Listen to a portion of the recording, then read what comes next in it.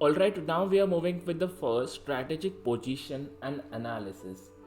Assessing the strategic position plays a very important role for analyzing the following things. The environment. Here we cover the pastel environment, like who are our competitors, the market regulations, the discoveries, the organization, political, economical, social, technological factors. Then we also look after the strategic capabilities of the organization, such as the resources and the competencies which are helping for identifying the strengths, the weaknesses, the opportunities, and the threats. Then we also look after the cultural beliefs and the assumptions of the organization. Later, it also covers the expectations of the shareholders, their powers of the stakeholders, and we will also be understanding here what did the shareholders want, what they look after, what areas they prioritize, and will it be able for us to cooperate with them. All this aims at a strategic analysis.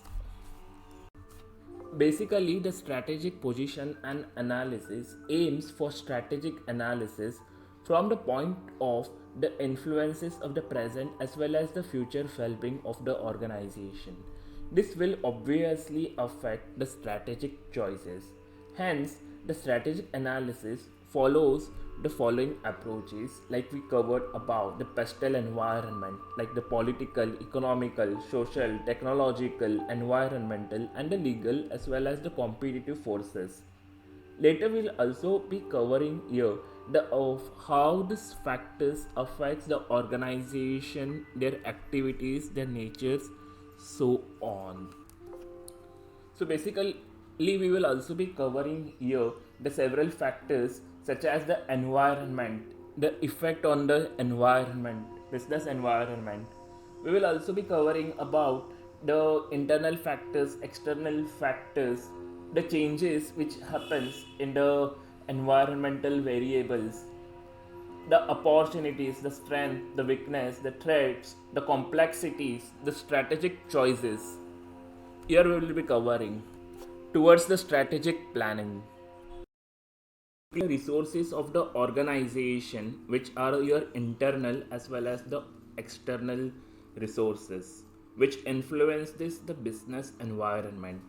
This also looks into competitive advantages of the resources such as the physical plant, the management, the financial structure, the products, which influences the stakeholders differently. We also look into the beliefs, the assumptions, the culture of the organization, and the expectation and the influence from the stakeholders, such as the interest, their well being, whether we are loyal to our stakeholders, the employees, the managers, the customers, the locality, the suppliers, the government, and the society, so on at a large. The strategic planning and the management cannot be achieved without regards to the taking into account the stakeholders. Thus, it is important that whether the organization is the risk seeker or the risk averse, because our risk is high, returns are high, the strategy, or whether the low risk, low return strategy, what the organization basically follows. We look into it. We also look also the shareholders' requirement, what they expect from the organization. We also look into the government as well as the potential patents, whether the resources which we are looking into, whether they are proper and appropriate for the effectiveness of the organization. We also consider the beliefs and the assumption within an organization which influences the environment and the resources. Thus, we look into the strategies that come into the way, and we try to reach into the proper conclusions, so it will be better for considering our strategic position and analyzing it as a way for the planning strategic